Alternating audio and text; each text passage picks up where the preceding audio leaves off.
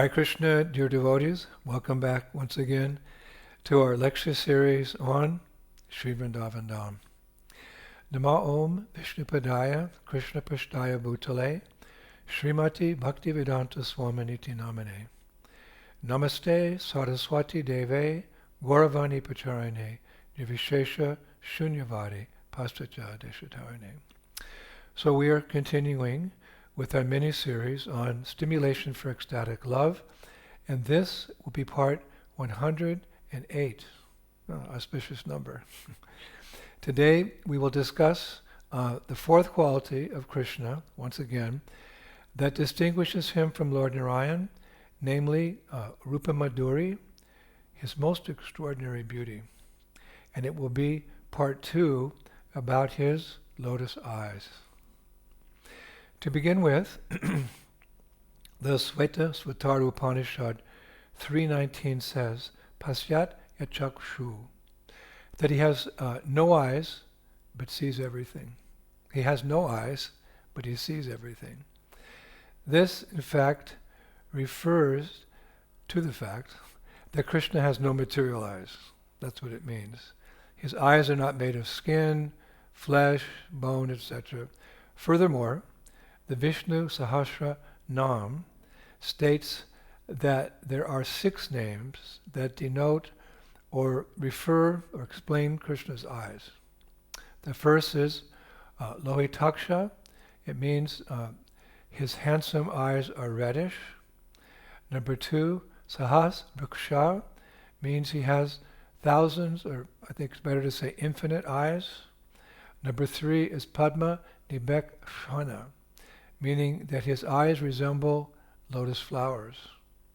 Number 4, Aravindaksha, it means his eyes are exactly like lotus flowers. Number 5, Mahaksha, his eyes are beautifully wide. And number 6, Sulochana, his eyes are very beautiful. 6 points, 6 names. Now, there's a famous pastime, as we all know, in Damodar Leela, where Krishna starts rubbing his eyes, and the kajal he is wearing starts smearing around his eyes. Some detail here. The acharyas say that this was due to a transcendental conflict between him and Mother Yashoda. Firstly, Mother Yashoda left him dissatisfied by leaving him alone to take care of the boiling milk. Later, she also got into a real dispute, you could say, with him when she tried to tie him up to the mortar. And as soon as that happened, Krishna started crying. The Shastras say, Balanam Roda Nam Balam. Balanam Roda Nam Balam. It's interesting. Crying is the strength of children. The parents will know what I'm talking about. Balanam Roda Nam Balam. Crying is the strength of children. However, while crying, Krishna's kajal, that's called his kajal, started spreading again all around his eyes, and he started rubbing his eyes with his hands. Now here, at this point, the devotee poet Harisuri, who again we often quote, he poses the question, why did Krishna rub his eyes with his hands? And in order to give a reply to this, Harisuri composed a beautiful verse in his Bhakti Rasayanam. It's commentary on Srimad Bhagavatam 10.9.11. He writes, the Sanskrit's very long, so he writes, Krishna thought, these 2 eyes of mine are actually the moon and the sun. The moon and the sun are the founders of the 2 prestigious dynasties in which I appeared. Now a note here, actually, the Bhagavad Gita, chapter 11, text number 19, describes that the sun and moon are actually Krishna's eyes. So Krishna continues, however, Due to the spreading of this thick kajal, the reputation, these dynasties, is now being tarnished. How can I tolerate this? Thinking like this and desiring to wipe away the disrepute of his own family members, the Supreme Lord rubbed his eyes with his own two hands. Brilliant, Hariswari. Here the ISKCON devotee scholar, my good friend, Hari Parshad Das, has composed a beautiful verse in this connection, giving another reason why Krishna cried tears. On this occasion, different scholars can interpret or give different meanings to Sanskrit words or Krishna's pastimes. And the first line he writes is, Muktir me vana vashata shama bhavad yasmin dine pragjano. Krishna thought,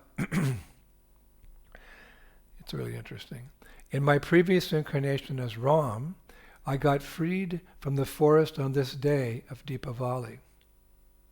On this very day, however, I have again been tied down in another forest by my angry mother.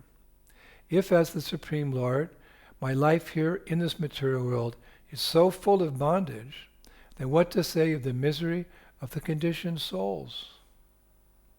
Having considered this fact, our Lord displayed tears in his eyes and cried out of compassion for the poor conditioned souls, even as baby Krishna in Damodar Leela. Isn't that wonderful? So last week we quoted several Brajbasi poets who, as you remember, wrote beautiful poems about Krishna's eyes. And in my research this past week, I came across a medieval Muslim devotee poet named Rasalina. His Muslim name was Syed Ghulam Nab, who described Krishna's eyes in a most wonderfully poetic way.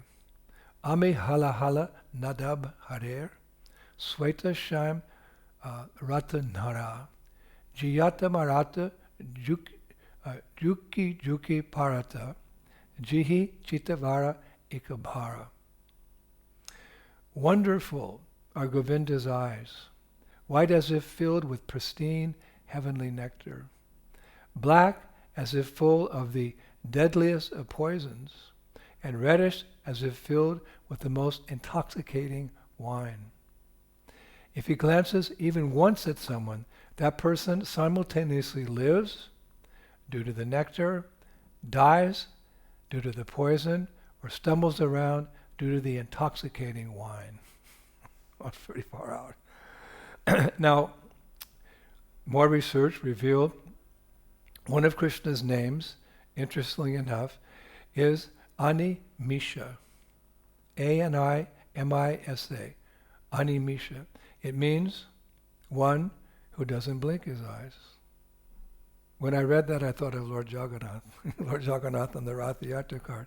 He's so eager to see and give mercy to the fallen conditioned souls. All through the parade, he never blinks once. He doesn't miss anyone. Animisha. One who doesn't blink his eyes.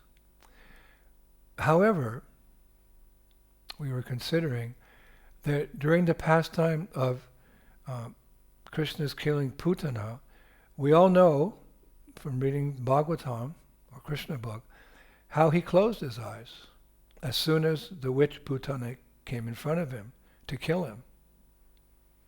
Now the Srimad Bhagavatam 10.6.8 describes this. And this is from our Srimad Bhagavatam. Understanding her to be an infant killer, the Lord of all moving and non-moving entities closed his eyes. She then placed the infinite Lord, the cause of her death, on her lap, just as a fool places a sleeping serpent on his lap, mistaking it to be a rope. Now, various devotee commentators have given different reasons for Krishna closing his eyes. We'll just take one of them, Srila Vishwanath Chakravarti Thakur. He gives 5 reasons why Krishna closed his eyes when the Putana witch came in front of him.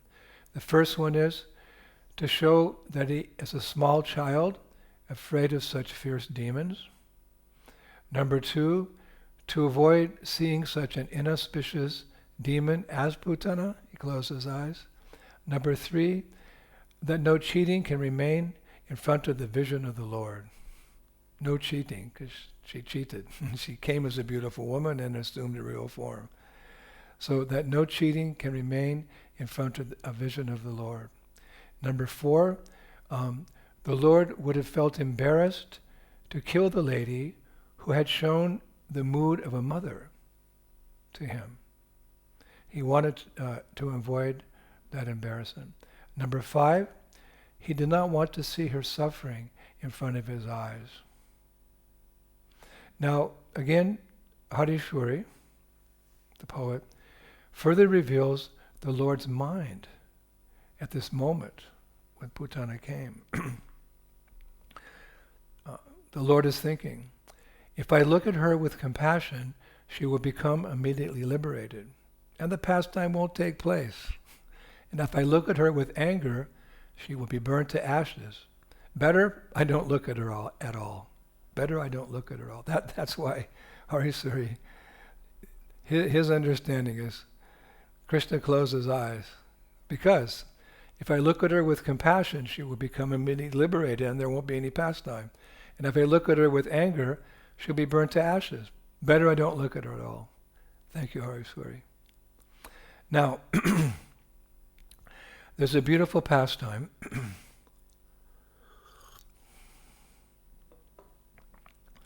often relished by the Brajabasis, because they relish this katha, containing numerous references to Krishna's eyes. Once, Radha and Krishna walked along a riverside path, meaning along the Jamuna, how could you say, taking in the natural beauty of Vrindavan. And soon they came to a dense thicket near Andhera Ghat. There's many ghats along the river. So Andhera Ghat, they came to that ghat on the Jamuna River. And Krishna turned to Radha and the gopis behind her and he said, hey, why don't we all play hide and seek? Looks like it originates in the spiritual world. And always eager to please Krishna, the gopis replied, yes, of course, Krishna, let's play. And with a note of sarcasm, Lalita Devi added, but only if you, Krishna, don't cheat. No peeking while others hide. In other words, the game is somebody closes their eyes, everyone goes and hides, and then that seeker has to go out and find them. So he said, don't cheat, don't peek while we're all hiding. And Krishna was about to protest Lalita's unfair remark, but then he had a better idea. He said, if you're so worried about me cheating, Lalita, then why don't you cover my eyes with your hands? So Lalita nodded in approval and replied, good idea, and we'll draw straws to see who gets such an honor. Sarcastic. But setting the rules of this game, as described, was not easy. Krishna wanted the searcher, meaning the person who's looking for everyone who's hiding, to tag by touching or embracing those who he found hiding. But the gopis, suspicious of Krishna's enthusiasm, insisted that being seen was enough. You don't have to touch us, Krishna. And nevertheless, Krishna volunteered to be the first searcher. It was agreed that, due to the large number of gopis having to hide, he would count all the way to 50, 1, 2, 3, 4, before searching. And as Krishna leaned up against a tree, some girls tied a blindfold around his eyes so he wouldn't see where the other gopis went to hide. And as he started counting to 50, a few girls remained there to see if he would peek from under the cloth over his eyes. And sure enough, he did in time. And they called out, "You cheated, Krishna." So Lalita then stood behind Krishna to cover his eyes again more securely, as the remaining gopis ran in all directions to hide behind the trees and the bushes and the rocks in Vrindavan forest. So then when Krishna reached 50, he called out, "Okay, girls, here I come." Then, taking off his blindfold, he began searching for signs of where the gopis, it's mentioned especially Srimati Radharani, had gone to hide. Now previously, when playing this game, Krishna would find Sri Radha by following her distinctive footprints. Or perhaps a monkey might betray Radha and reveal her hiding place. But sometimes Krishna just couldn't find her. At these times, when Krishna had searched high and low without finding her, Radha would get so excited that her effulgence would glow brighter and give her away. In anticipation. Her effulgence would glow brighter and just give her away. Sometimes, though rarely it's described, a gopi friend in a joking way would betray her. In this process of looking for Radha, Krishna invariably found other gopis too. Some of them he touched to get them out of the game, while others outran him. On some occasions, I was reading, I heard, he found neither Radha nor any of the other gopis. And at those times he would wonder, where did they all vanish to? Then he would look anxiously at Lalita, who's supervising this pastime. But Lalita, as expected, revealed no hints. Krishna would then search frantically for footprints, but the Vrindavan forest was hiding them. And one time, the Brajavasis say, going deep into the forest, he saw a marble pavilion at one part of the Yamuna River. And suddenly, the forest, it's described, exploded with shrieking gopis coming out to make their escape. And Krishna, thoroughly humiliated, would fail to catch even a single gopi. Jai Sri Radhe. At such times, Krishna would accuse the gopis of using, how it's described, mystic powers to become invisible. Ridiculous, they would cry. Then he would accuse Lalita of chanting mantras over his eyes to obscure his vision. That second excuse always made the gopis clutch their sides and laugh hysterically. But finally, by the arrangement of Yogamaya, because there's Vipralamba and there's meeting, Sambhog, by the arrangement of Yogamaya, he would find Sri Radha and, as described, regain his pride. Hare Krishna. So in this way, Krishna and the gopis would enjoy a game of hide and seek in the beautiful Vrindavan forest. So, like this, there are many pastimes in relation to Krishna's lotus eyes. So let us conclude today with a poem by the devotee poet Sri Govinda Das Thakur. I described his history a couple of months ago. He writes, what a way to conclude. Describing Krishna, his graceful eyes are like two blue lotus flowers. The restless glances from the corner of his eyes are like flower arrows, arrows that wound the amorous hearts of saintly gopis. Moving the archer's bow of his eyebrows and emptying the two quivers of his eyes, how many flower arrows did he fire?